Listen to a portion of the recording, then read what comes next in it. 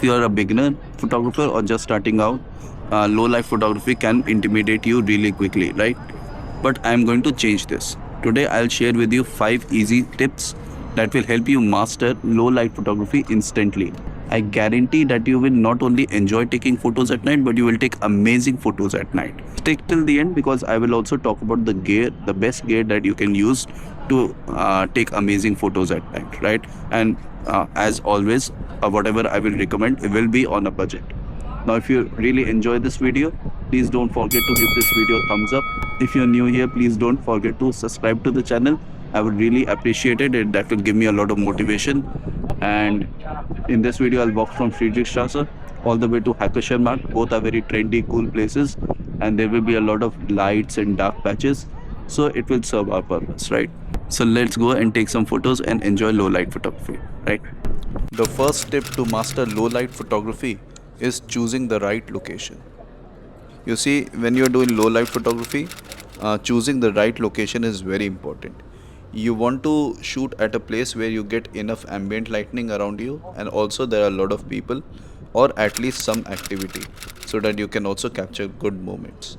And to me, Friedrichstrasse offers every one of these things when you do night or low light photography. You can see there are a lot of light around me. You can see a lot of people here.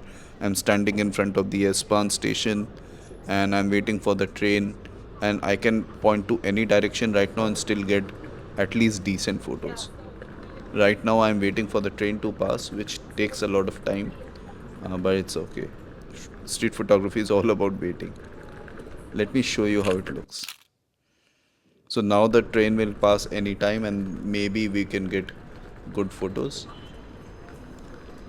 You see, if you choose the right location, you don't even have to turn down your shutter speed because the light will be so much around you. This means you will avoid getting camera shakes, which is very important in my opinion, because nobody wants blurry photos unless you want to be artistic. We will talk about that later. Let me show you the photos. Right. Let me show you how it looks when you shoot at a place like this. Now the light coming from the station itself is enough for me, and I can already see some activity. I can see a couple there. Maybe we can frame them properly. You see here.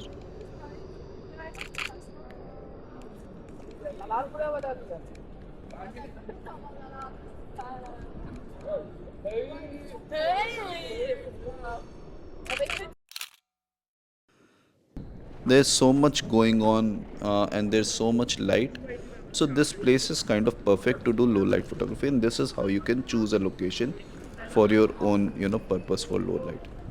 Again, I can show you. I can just point to the light from the windows and get some decent shots of people walking by, cars driving by, maybe get some blurry photos, artistic photos like this.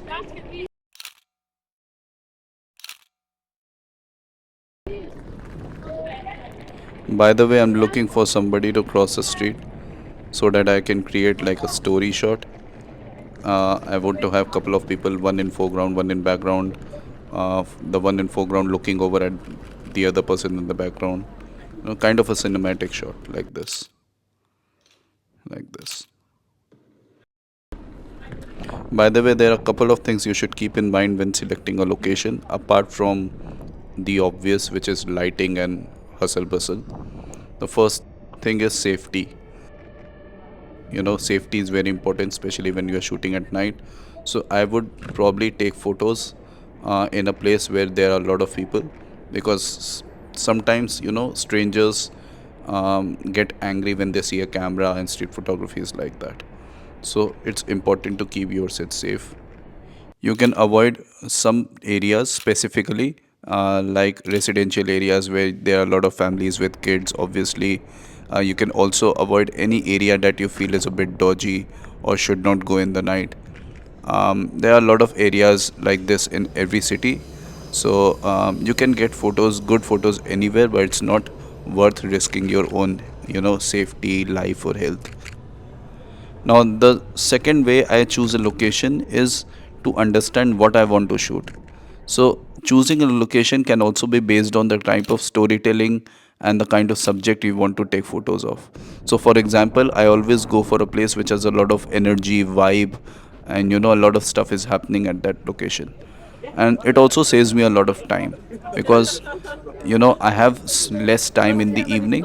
So, because the place has so much going on, I don't specifically have to look for moments or stories to capture, and everything is happening around me, right? I just have to point my camera, and 90% of the times I would find an interesting subject or an interesting moment to take photos of. Right now I'm shooting from a tunnel, and I can see a lot of people crossing the road, and traffic passing by, bikers passing by, and flashing lights, vibrancy of colors. And there are very small moments everywhere to capture here. Like people running to cross the street, cars stopping, like this. This lady is waiting, but simply tells a story. Like she might have to go someplace, right? It's a story in itself. It's an event in her life. She has to go somewhere. Maybe she's going home after a long day. Who knows? The photos came out really nicely. Now, I also choose a location based on the gear that I have or the lens that I'm going to shoot with. So, for example, if I have a more wide angle focal length or wide angle lens, like let's say 35 or 28 or 23 so in that case, I will shoot at a place where things are near me, like small crowded places with a lot of shops on both sides, or one way street with shops or people on both sides with a lot of light, of course. So in that case, I would, even with a wider focal length, I would have a lot of subjects in focus and sharp.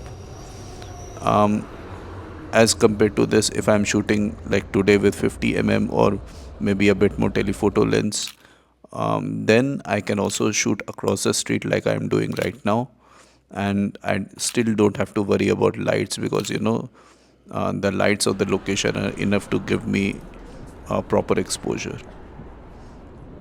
Wait, there is a crack in the windows on the left. Maybe I can focus on it. If somebody passes behind me, I can get a really cool shot. Just too much light. I can't even focus on the crack. Leave it. What's happening on the other side? This can be a good shot. I should do a landscape on it. Maybe I can have the traffic in blur in the background and focus on the girl. Maybe tell a story about how she wants to go back to her home after a long day, as we discussed before. Yeah, looks good.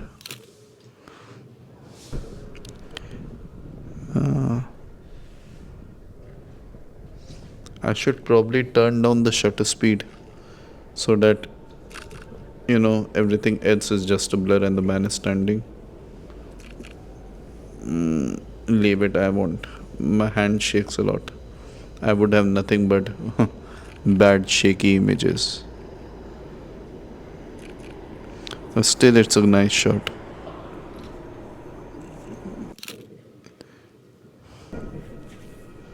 You have to be really mindful of camera shake. I mean, my hands shake a lot sometimes. So, shooting with very low shutter speeds is a challenge for me sometimes.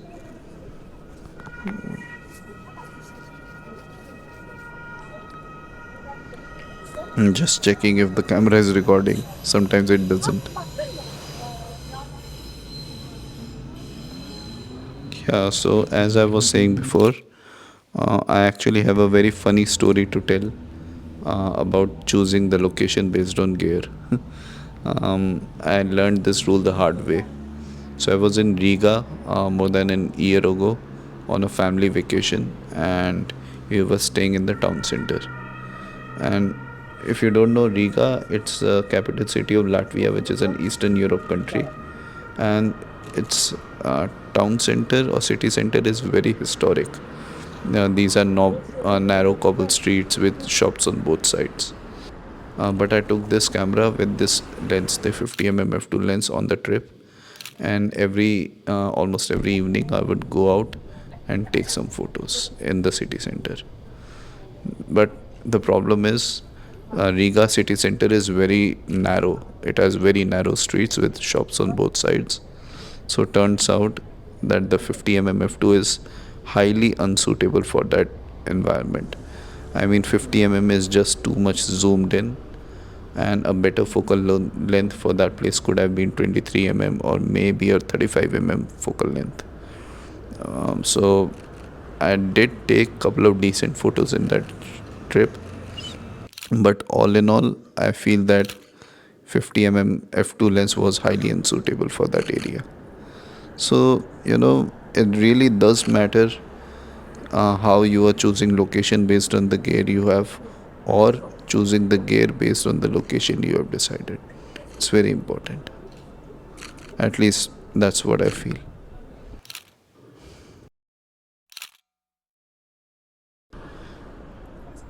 By the way, I also choose the location based on the weather. Now, what I mean to say is, if it is raining in the evening, then I would always go out after the rain stops. Maybe even if it's drizzling, then I would go out, but usually I will go out after the rain stops. Then, in that case, I might choose any location randomly with obviously some light, preferably street lamps. Because if it rains, then almost everything automatically becomes cinematic, and you get these really cool light reflections on the streets, on the buildings. If you have old phone booths, then you get a lot of dispersion of light, so you can get really creative shots in any location. Now maybe I can use these windows from this side. Yeah, I can use the lights from the windows to get a really cool shot. Yeah, looks good. It's funny how the photo changes entirely once you change sides. I could not get a decent photo when I tried it first with these windows on the opposite side, but now the photos are sharp and in focus. You always have to keep moving in street photography to make your chances. Let me show you something cool. So there is this person who is leaning against the traffic light on the other side. So maybe if I can get a car uh, in blur in the foreground, that would be cool. Let me show you this one. I like how she's standing against the traffic light.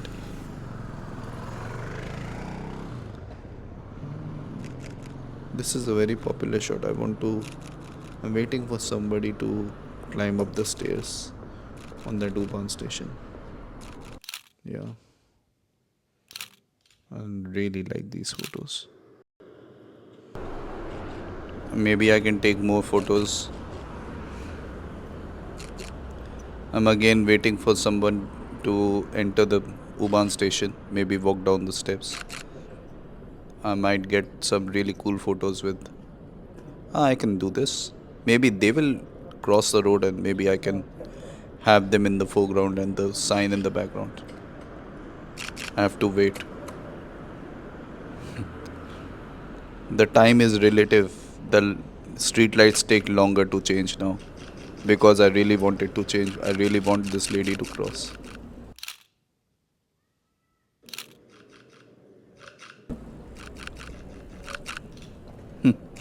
Nice. You know what? I actually bought this 50 f2 lens just to shoot in low light photography like some years ago. Winter was coming and I was worried that I did not have the perfect lens for it. I bought this lens and turns out that my photos were just as bad, right, at that time. Because, I was not using the best camera settings for low light photography.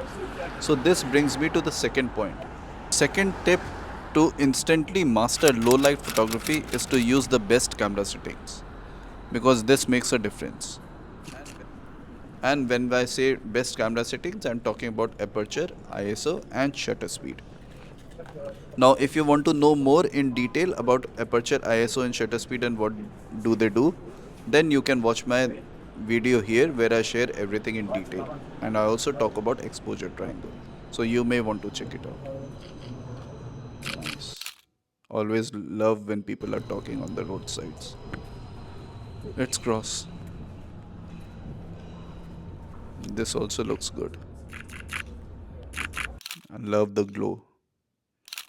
So as I was saying, you can check that video out, but in a nutshell, when you are changing the aperture, you are basically changing the amount of light getting into the camera sensor, right?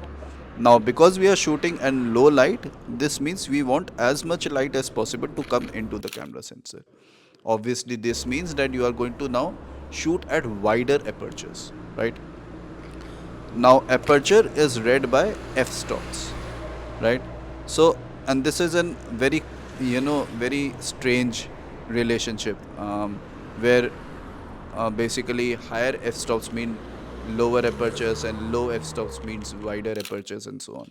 So when I say that you need to shoot at wider aperture, this means you need to shoot at lower f-stops, right? Now, if you have a lens which can shoot at lower f-stops, like f1.4, f1.8 or f2, then that's great. But if you don't have a lens like that, even still you can do really good low light photography. But in that case, you have to crank up your ISO, you have to increase your ISO a lot. Looks nice. I'm using all elements as possible to frame the photos, to frame the subjects here. So I will talk about increasing the ISO in a separate point in this video because I think it's very important. But in a nutshell, you have to shoot at wider apertures or lower f-stops, and you also have to increase your ISO, right? Now let's get to the shutter speed. Now you can control the shutter speed based on what kind of look you want. Do you want to have a bit blurry photos like motion blur? Then you can reduce your shutter speed. If you don't have a camera shake, if you don't care about the camera shake, then obviously you can reduce the shutter speed. But if you are worried about the camera shake, you want to have everything in focus and sharp, then I would suggest increasing the shutter speed based on the subjects you are shooting with. Now, wait. I am waiting for somebody to cross. Nice. The headlight of that car can give a really nice background. Nice. So as I was saying, it really depends on the kind of photos you want to take. Do you want to take blurry, motion blur, artistic photos, or do you want to capture motion or freeze motion? Now I have made a small shutter speed cheat sheet for you. It's available in the link in the description. You can download it. Uh, Basically, you can look at that cheat sheet and understand what shutter speed you need to set for which kind of subject, right? So it can help you. But I can also show you an example right now. I have this really beautiful view in my right, and let's wait for somebody to pass by. My aperture is at f2, my ISO is at 10,000, and because I want to freeze motion, my shutter speed is at f1 by 60. Let's go. And you can see the shot. So that's what I did, right? I set my camera settings to the widest aperture. I also increased my ISO as much as possible. And then I chose the shutter speed based on the type of photo I want to take. Because I wanted to freeze the motion, so set my shutter speed to 1 by 60th, which is enough for somebody who is walking slowly or not very fast. Let me show you another example. So if I turn to my left, I can see a window here, somebody is working inside. So because he is not moving at all, so now I can basically shoot at any shutter speed I want. I won't get blur. But if that guy was moving, I had to basically change my shutter speed to capture or freeze the motion. This is the Jamie Oliver restaurant. I've never went in this, but yeah, it does look good from outside. and I'm sure it's really nice. It's a Jamie Oliver restaurant. So I love shooting through the glass windows, taking photos of people working inside restaurants. You get very, you know, really candid photos like this. These overhead lamps are acting as leading lines. Another thing that I want to talk about is when you shoot at night, you get a lot of yellow light or fluorescent lightning, right? You can also see this in my video, right? You see a lot of yellow light or yellow color light around. So to counter this, if you want a more neutral shade or neutral lighting in your photos, then you can basically go in your camera settings and change the white balance.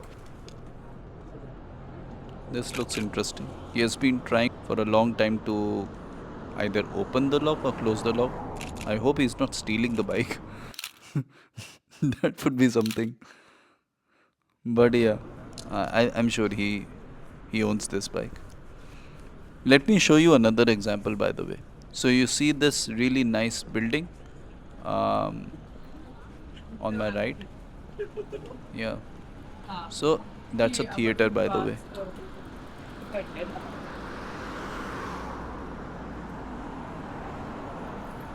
So let's have that building in the background and let's capture some motion blur of the traffic in the foreground. So as always, I will set my aperture to the widest. I will also increase the ISO, although right now I have a lot of light, so I might not have to increase much. And I will set my shutter speed in a way that I get motion blur. So let's take photos of people on bikes passing by, but in blur. So my aperture is at f2.8, my ISO is at 3200, and my shutter speed is at 1 by 60th. Let's go. Cool. I can see some more people coming on bikes. So let me go down. I want to capture the incoming traffic in a blur with this building in the background again. But now I want to show the size and the scale of this building. Remember, my camera settings are the same. Let's go now.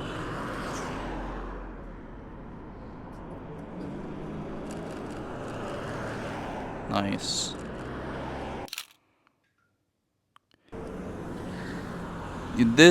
People use this technique also for taking photos of light trails.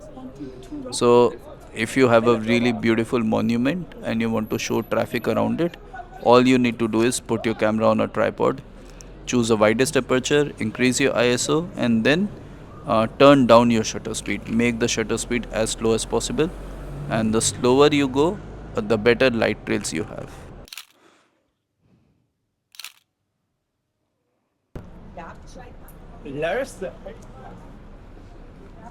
In fact, there are a lot of street photographers who only take photos of light trails at night. After choosing a location, they will basically set their aperture to the widest, they will increase the ISO, and then they will slow down the shutter speed below 1 second. So they will maybe use a shutter speed of half a second, 1/5 of a second, or 1/10 of a second, and so on. Right?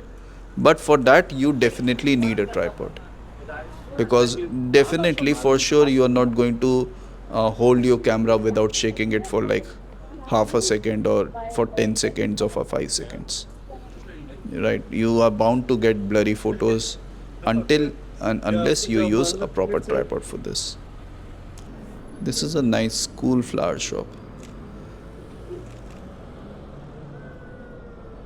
I have to take photos of silhouettes whenever I see them.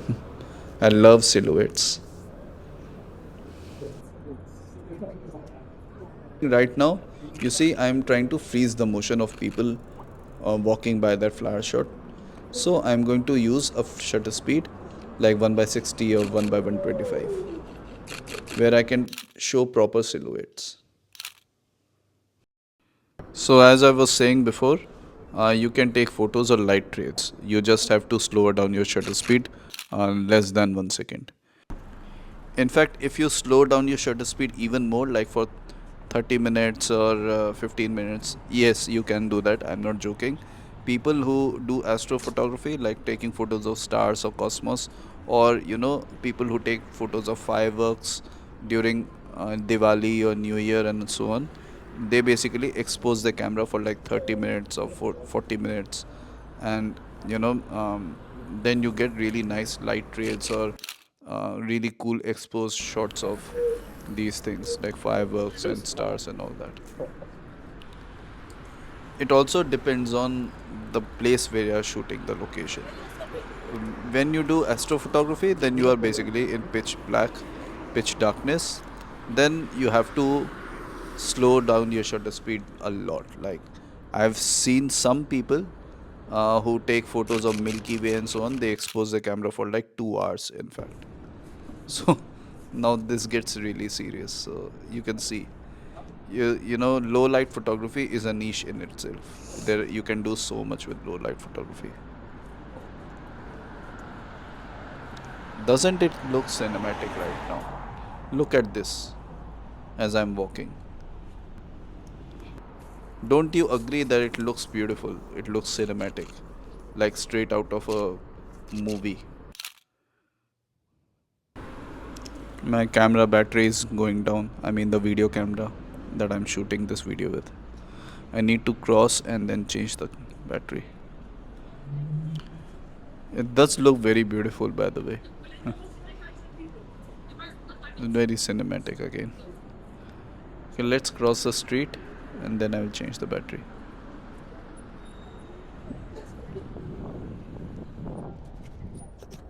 Hello again. Right, so I'm taking photos of this couple on my right, and there are some people in the background. This area is very well lit, so I don't have to slow down my shutter speed here. Let's take a more warm autumn romantic shot of this couple, maybe. What about this? Nice. Now, I've been talking a lot about increasing the ISO as much as possible, right? So, that's the third thing. So, the third tip to instantly master low light photography is to increase ISO as much as possible while taking photos. So, firstly, let's understand what is ISO. So, ISO is basically a camera setting, right? And this camera setting is used by the camera to brighten up your image artificially. So, for example, this scene right now is very dark, right? I don't have any light sources. I don't have proper exposure. So now if I increase my ISO, I am basically telling the camera to give me some artificial light in this scene. That's why when you increase your ISO, you basically brighten up your scene. The problem is, a lot of people think that when you increase the ISO, you also increase or introduce digital noise in your photos. Now, this is completely false, it's just a myth. Your photos already have digital noise in them because you are using digital camera and you are using an electronic circuit in that camera. What is it? It's a really nice, cool, quirky message. Come inside, Joseph doesn't bite. So, as I was saying, the digital noise basically already exists in your photos because you are using a digital camera. So, whatever photo I take at this scene, for example, there will still be noise in my photos, right? Because I'm using a digital camera. I think somebody's coming. Yeah, I would like that. Nice.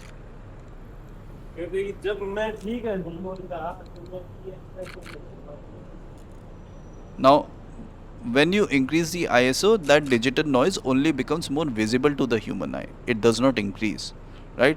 So, increasing the ISO is not a problem. Don't be afraid of increasing the ISO. Now, you will say that Tushar, when you increase the ISO, the photos still look a lot noisy, and I don't want that. And that's true. The photos do look a lot noisy. So, what should we do? So there are three things that you can do to reduce noise in your photos even with increased ISO. The first thing is, instead of increasing exposure in post production, increase your ISO while taking photos. The reason is, um, when you shoot with low ISO and then increase exposure in post production or editing, you basically lose a lot of details. Compared to this, if you are already increasing the ISO while taking photos, you also save the details in the scene. So in post production, if you edit the photos, your details are still there.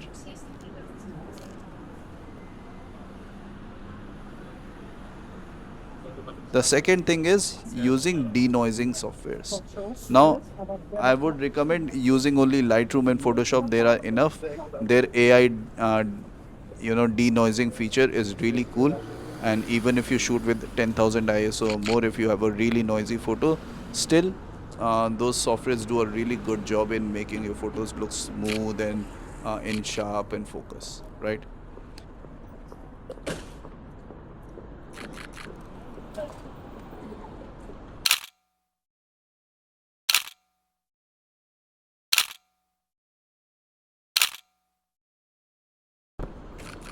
Now, the third thing to reduce noise in your photos, even after increasing the ISO, is to use a better camera.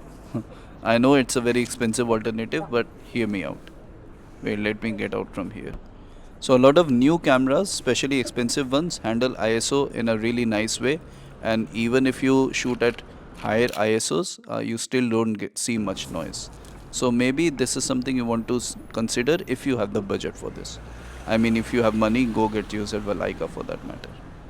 Now, let's talk about the fourth thing that will help you master low light photography instantly, and this is storytelling and identifying subjects, right? And let me show you what I mean. So, when I cross the road, there are a couple of shops, and I can see kebab shop, and a lot of people are sitting there talking to each other. So, normally in low light photography, I go closer to the subjects and I try to capture moments, right? Because right now the scene itself is already very cinematic, right? I don't even have to put any filters here. So I will normally shoot at landscape mode and I will try to capture the whole scene. If you look at Instagram, even you will see people who take photos at night, they capture in landscape mode and they actually post carousels instead of single photos. They try to create a story. You might see this trend. And it is because of this. Because in low light photography, people want to capture moments, they want to go as close to the subject as possible, and they already see some storytelling in there. Let me show you another example. So there are also people sitting here. I can see some frames, really nice storytelling. Pay attention to my left. So there is a lady talking to somebody on the left here, and the guy is behind the bushes or the plant. So this in itself tells a story, right? Even if I cut this frame into two, I'll get two really nice photos. So we need to change the way we look for subjects when we do low light photography. In fact, I feel taking photos at night is more easy than taking photos in the day, because in the night you only get to the places where there is light, because things are happening only in those places. So you don't get distracted by different elements on the street. Now, for example, this is a restaurant, people are waiting for their order. So now I can take photos of these people under these red neon lights, or I can also go closer and take really sharp photos of the people working inside those restaurants.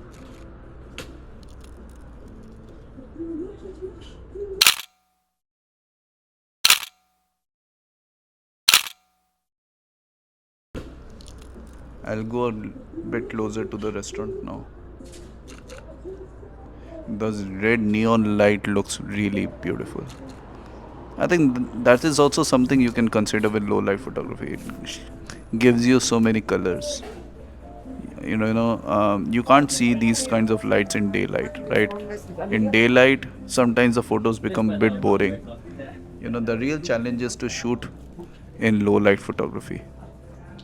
I don't think I can get a good shot from here. Let me try something else. Also, I don't want to be too visible to the people. I feel they already know I want to take photos from the inside. Let's try this.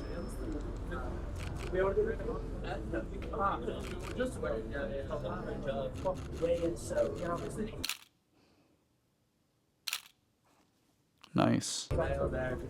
You see, this is what I'm talking about. So let's try to do this now. Let's try to look for different moments and storytelling. Let's try to change the way we see subjects or identify subjects. For example, cars. You can use cars in low light photography a lot. You can use it to frame your photos. For example, I'm looking to capture someone between these two cars. Right, that can be a really cool shot. Fun fact, right now I'm in front of Photographiska, which is a photography museum or a place where a lot of events also happen related to photography. I've always wanted to visit this place, but now that I'm making this video and talking to you guys, I'm really enjoying it. I don't want to go inside. By the way, you can also do layering when you are doing low light photography. So, for example, I'm splitting this scene into three layers: background, midground, and foreground layer. And I will start by choosing a background layer that I really like.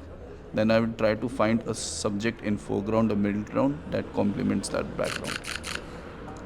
So, you can also do a layering. This is called layering, in fact. By the way, I'm using the same camera settings that we discussed. I'm using a very wide aperture f2. I've increased my ISO to 10,000 because you know the scene is very dark. The light from the shops do not help. And I've set my shutter speed to 1 by 60 because I want to frame the motion of those people walking in the frame.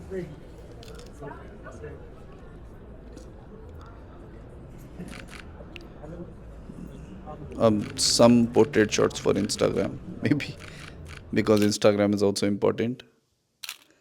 Right. I love this photo. Let's take another shot, maybe of the couple in the light. I am using very high ISO. You can see some grains, maybe. Do you identify this song? It was from Himesh Reshamia. If you are in the comments below, let me know what this song is called. I want to see if you know this song. This was very popular when we were growing up. Himesh Reshamia became very popular very quickly. I don't know what he is doing nowadays, but when I was in, I say, high school, maybe then Himesh Reshamia became very popular. He used to have this nasal voice, very controversial, but teenagers loved him, especially. And this looks like a good photo spot. Maybe we can get some silhouettes against this door. But I have a very tight focal length, so I'll be shooting at portrait mode. I can go back a little, but not too much.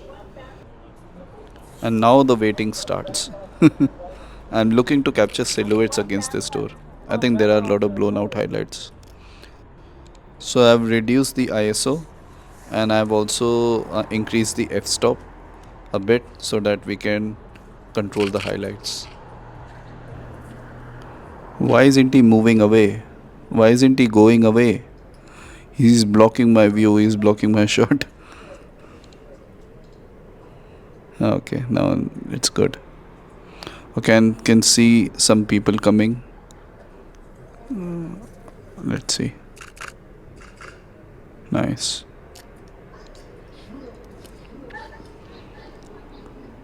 I'm waiting for more people. Maybe somebody with a hat or something like this. Let's see. This is what I'm talking about. I could have gotten more cooler shot if there was somebody with a coat or a hat, but it's okay.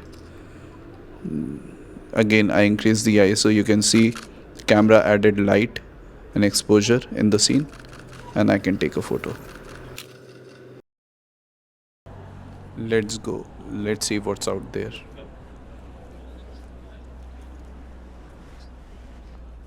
I think we are going to reach Oranian Burgerstrasse, which is also a very happening place.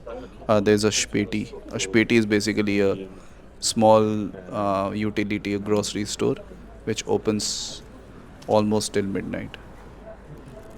We can take some photos here. Again, I'm trying to take photos from inside. I really love this concept of Späti in Germany. You can get drinks, some snacks till late at night from these very small shops. I love this look. Let me show you some silhouettes. Let's capture silhouettes. So this is also something you can prioritize when you are doing low light photography. It looks magical and it gives you a very negative space, artsy look. And in low light photography, you just have to find and look for a bright background, and when people walk by, you get silhouettes. Very easy, but very beautiful. It's very magical to see silhouettes. You see, that's what I'm talking about.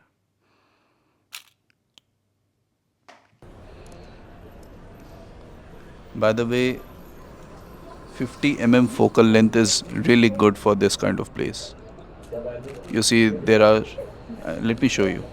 So there are shops on both sides, but it's a very wide street, right? So that's why even the 50 focal length does not look like a telephoto focal length right now. It looks like a wide angle focal length because there is so much space. And that's what we want. We are looking for a focal length in which you can basically take photos from inside the windows because you're doing low light, and windows give you a really nice peak to candid photos. But at the same time, you also want to shoot across the street and capture the moments from a bit far away.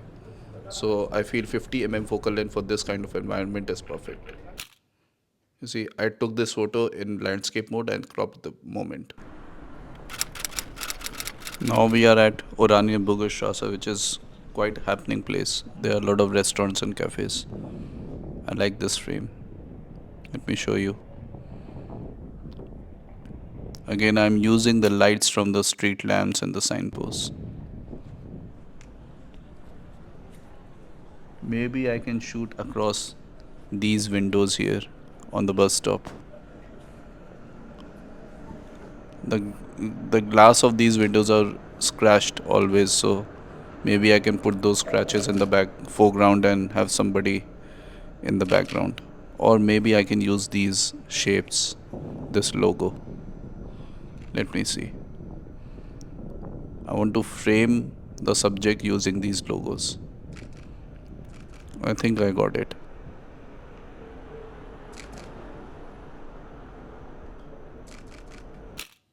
Yeah.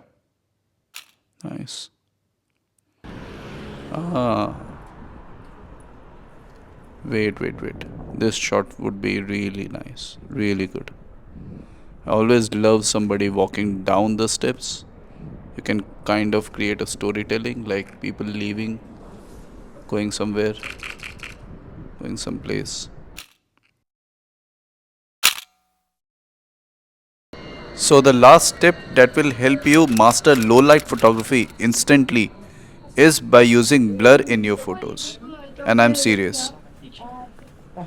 So whenever you look at photography videos on YouTube or try to learn from different photographers, everybody says the same thing, that avoid camera shake, avoid blurry photos. But I want to ask, why should we avoid blurry photos? Let me give you an example. I feel this is contextual based, right? Because we instantly think in the era of social media that blurry photos is a sign of bad photography, but it is not. If you pick up the work of fine art photographers, for example, a lot of them use blurry photos as a way of storytelling. They use different types of blur. Sometimes they purposefully introduce blur as a way of storytelling. Let me give you an example. Let's suppose you are shooting at a very busy place and you want to show the sheer number of people at that place. So, for example, in India or Delhi or wherever, very crowded places. How would you give a sense of crowd in a photo? My answer is by using blur. When you blur the people, you basically show a sea of people in a place. That blur introduces dynamism in the shot. That blur gives a sense of a huge number of people in a crowded place, in a very small place. You know? So, rejecting blurry photos outright, in my view, is not right because we need to be aware of the context. I think this shot is going to be really nice. Look at it. When people say avoid this or avoid that, they are talking about those things in the context of their own photography, in the way they do photography. But that may not hold true for you, right? There are so many examples I can give you. Like, for example, you're taking photos of race cars, for example, right? Or people running, and you want to show a sense of speed. So, won't you add some motion blur in those photos? Because the motion blur will actually give you a sense of speed, right?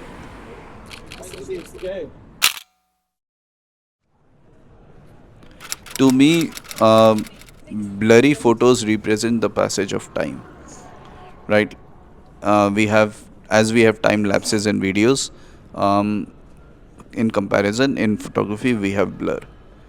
Now, we can use it to show different things. So, for example, if we want to show tension between two people in photos, then maybe we can have one of the person in background in stationary, and the other person in the foreground can be blurred out, right? And when I say blurred out, I mean proper blurry, right? This means I'm showing a relationship which is breaking apart. Or let's say I want to show a busy area. I want to show the hustle bustle of an area, right? Something like Potsdamer Platz in Berlin, which has a lot of corporate offices, or that famous, crosswalk in Tokyo, Shibuya crossing, I, I think. So in that moment, you would actually show people in motion blur to basically show the passage of time and show how busy those places are, right? You can do similar things with vehicles. You can do show light trails or motion blur around famous landmarks to show that they are standing the test of time. Because when you use blur, you are representing the passage of time. That is what I feel, right? So embracing motion blur is as important as embracing different layers of photography, in my opinion. I am now coming very close to one of the best places in Hackescher marked, which is Hackescher Hof. I'll show you. And there is this very specific location which is very popular, and it is perfect for the thing we are discussing right now, because there is a tunnel, and the end of the tunnel you basically take a long exposure shot, a motion blur shot of the tram passing by. And it's a very popular shot in Berlin. Every photographer has at least done it once or twice.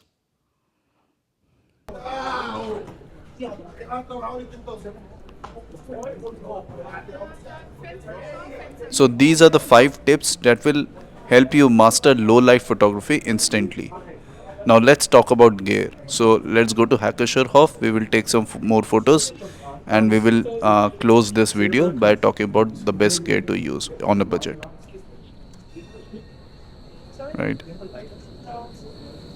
Every person has a unique perspective, and so the rules of photography only apply to them in a sense of technicality.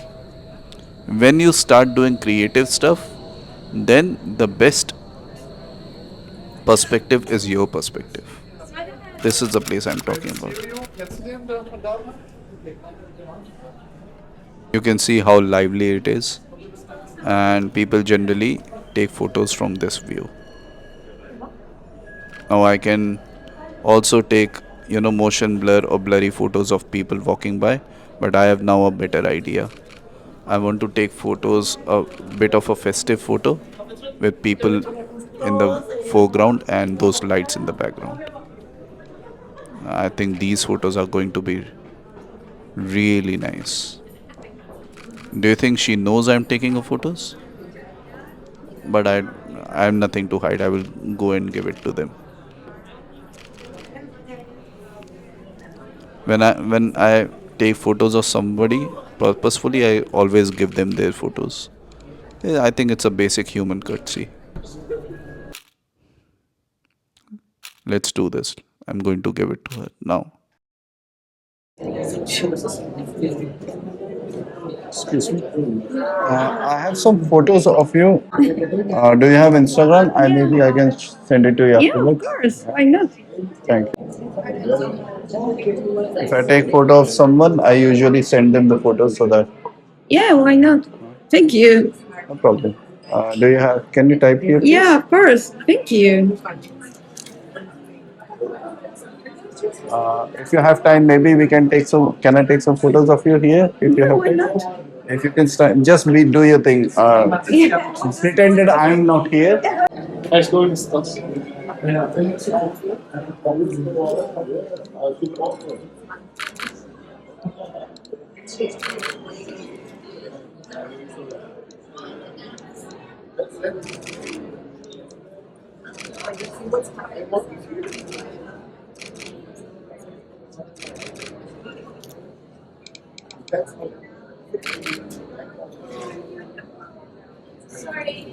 No problem. Thank you.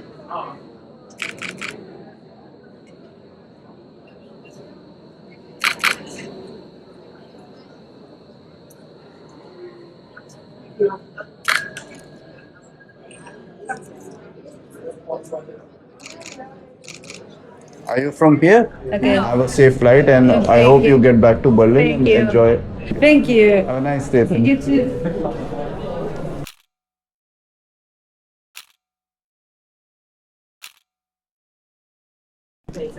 She was amazing. Very kind of her to let me do this. Now I will sit somewhere and let's talk about the next stuff. Right. So now let's talk a bit about the gear. Now, firstly, let's start with the lenses. I would recommend you to get a lens with wide aperture, obviously, because we want as much light as possible into the camera sensor. I can recommend anything between an f1.4 and f2 would be ideal for low light photography, for street photography, I mean. Anything wider than f1.4 will give you a lot of bokeh, so you will lose some scenes in street photography. So for me, the ideal range for low light street photography is between f1.4 and f2, right? Even if that is expensive and you have an f2.8, for example, that is also okay. You just need to increase the ISO, right? Don't be afraid of increasing the ISO, right? Now, second thing is the camera. You want a camera which can treat ISO better. For example, nowadays a lot of modern cameras handle the increase in ISO very nicely. And even if you increase the ISO for like 6400 or 8000, you just saw in the video that I increase the ISO to 8000 sometimes, right? Because I have trust in my Fujifilm X-T5 that when the photos come out, the noise will be very low, right? So you need a camera which can, handle ISO very nicely. But that is not mandatory, you see, because a lot of third-party softwares now are available which can basically reduce the ISO on the click of a button.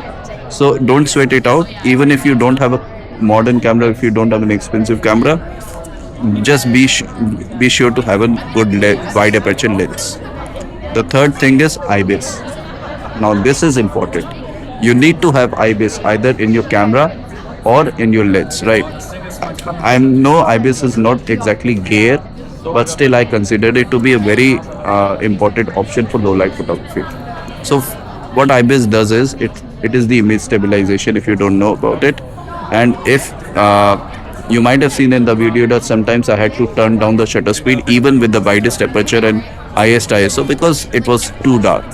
In that case, I could get blurry photos because of the handshake or camera shake, but because my IBIS was turned on, the IBIS, it took care of the camera shake. So image stabilization because basically negates your camera shake and it helps you to get more stable photos.